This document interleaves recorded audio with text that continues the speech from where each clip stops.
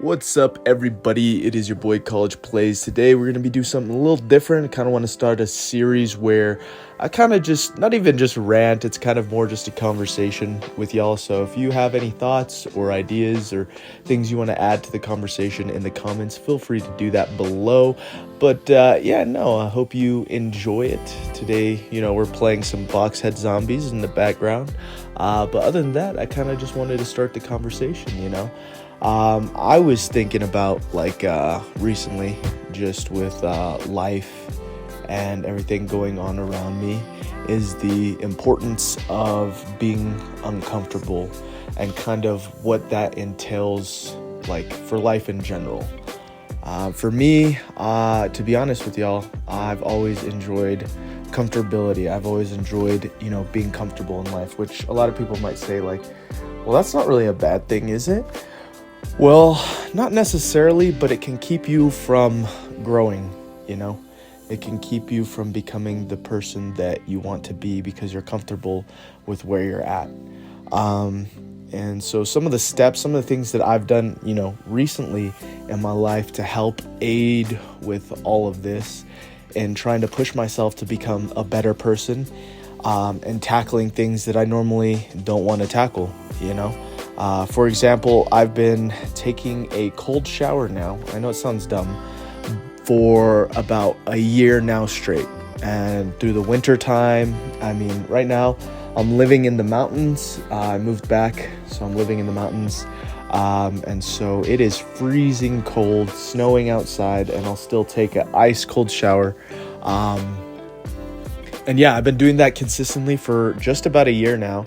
And it's helped so much with my mental clarity and just ability to push myself in ways that I normally didn't think possible. Because there's so many times I could be like, it's so easy just to turn the handle to hot. Enjoy it, you have a luxury.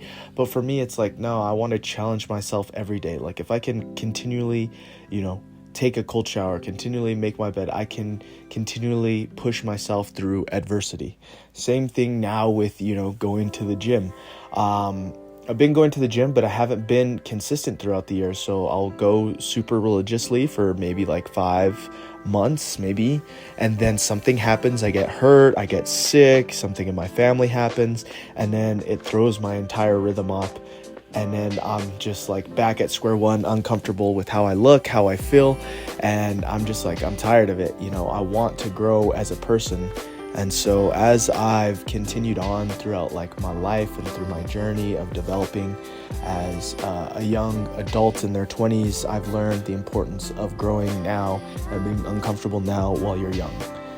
And I think it's important because it helps you move forward in life, because the way that I've been taught, the way that I understand the world as it is now, is you're not going to be able to control the circumstances around you 100%. Things are going to happen in your life that are just out of your control, and you're not able to control that. I know that sounds like an oxymoron, but that's just a fact. But the one thing you can control is how you respond to the things around you. And I'm not trying to be some sort of propagated self-help guru, but in reality, that really is the only thing that you can control, is your response to things.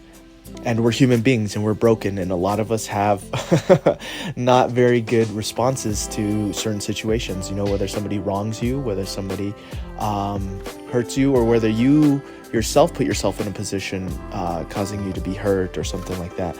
All you can do is respond, and your response has a lot more reflection of who you are inside and how you view things and how you view the world around you than you might think. So for me, there's a lot of times where I may respond in a negative way, and I have to reflect on my own life and be dang, why did I respond like that? Could I have just taken a deep breath? Could I, because in reality, that's the things that I can control. I can control if I get angry. I can control if I feel sad to a certain extent, or what I'm putting in my mind or how I perceive the world. I can control that by the things that I focus on and I think about and I perceive. And for me, that's been one of the biggest mind-opening things recently, is trying to control the way that I perceive the world, but also the way that I react to the things that happen around me. It's interesting to think about. It's interesting to put into practice because, mind you, I'm only like a young 20-year-old male, and I'm trying to figure out life. I'm trying to figure out what to do after college. I'm trying to figure out what to do with my career and with, looking for a partner, maybe even starting a family. I'm not even at that stage, but thinking about those things, and like then you think about like, well, what do I want to do for the rest of my life? Like ideally, and I'll admit this to you guys because why not? I've always wanted to be able to support a family through whether that was creating something. I know I always wanted to create music for a while, and then I always wanted to create YouTube videos. I wanted to make people laugh, but I also wanted to tell stories. I also wanted to inspire people. I wanted to help people in their lives and make positive change in people's lives, But I also realized at the end of the day, I'm a broken individual, and so it's like, okay, how can I relate to people and also help people at the same time? Because a lot of times I feel like it's hard. It's hard to be authentic with people and relate to people and encourage people when you yourself have been hurt or hurting or are maybe even insecure or sad or something like that. It's hard to help yourself. You can help, like for me, I can help people really easily. I can encourage people really easily.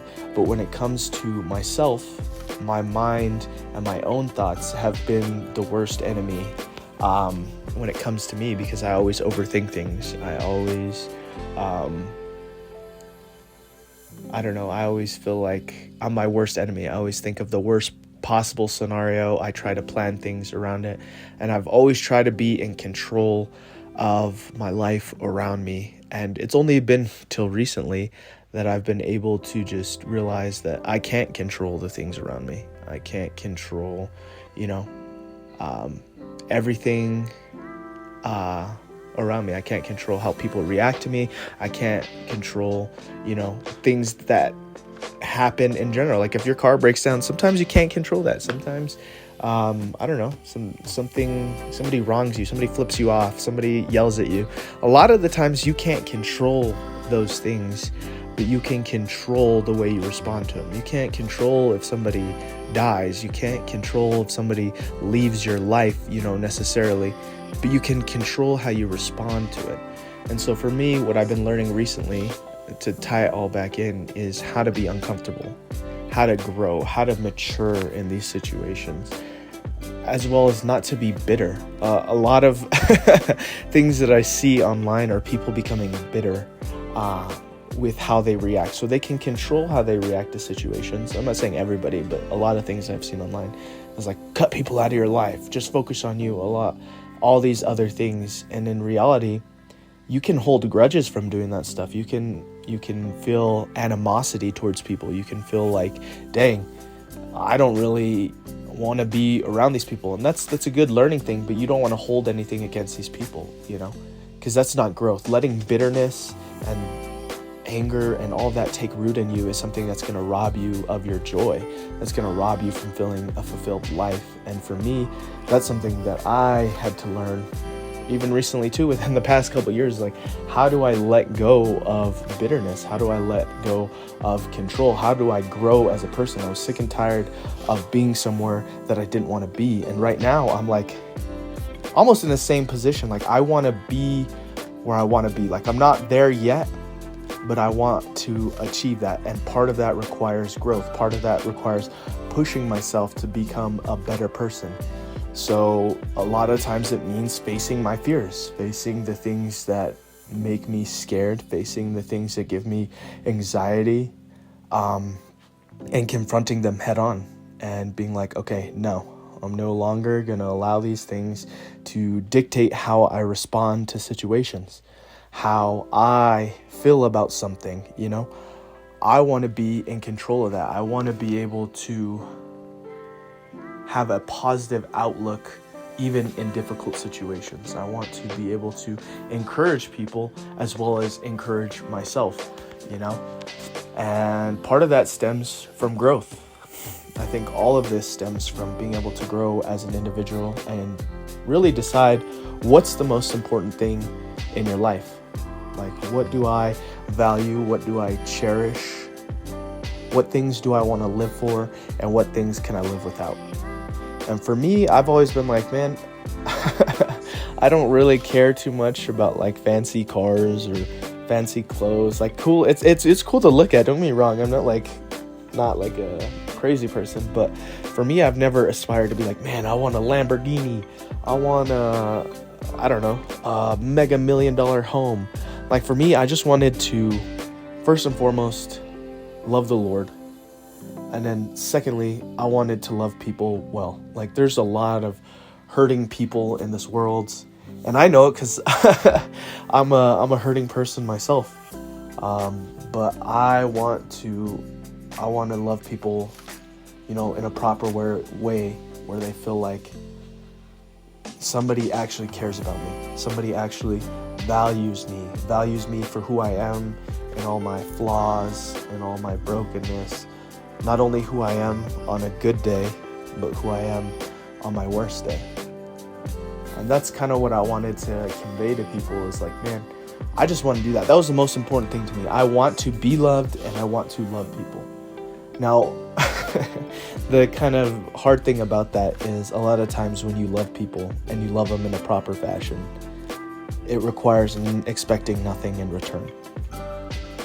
And that's a hard thing to do as a human being, because we like to expect things. We're like, man, if I love you and I give you all my time and attention, I want it back. I want a little bit of that back. I want to feel like you care for me. I want to feel important in your life.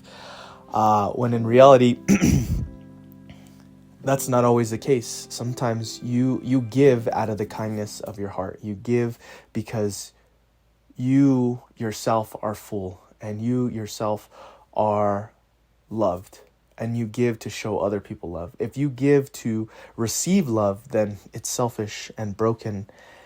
And, I fall into that a lot of the times too, but I'm trying, recently, like talking about this growth, is to grow in that. I want to love people unconditionally. I want to treat people with respect and dignity. I want to be able to disagree with people, but in love and honesty, with no malice or hatred, because in reality, that's what the Lord does. And, part of me and my life and growing in this journey of life is to, follow in the footsteps of the Lord. But yeah, all that being said on this rant, I hope y'all enjoy. Remember, if you do, leave a like, comment, and subscribe. Tell me kind of what your thoughts on this whole process are and kind of like what you enjoyed, or if you have any thoughts or comments on it or topics you want me to talk about, let me know. I just kind of wanted to start a series where, we're gaming, but we're also talking, because I do enjoy video games, but I do like to talk and encourage people and I guess kind of vent. But I hope y'all enjoy. I'll see you next time.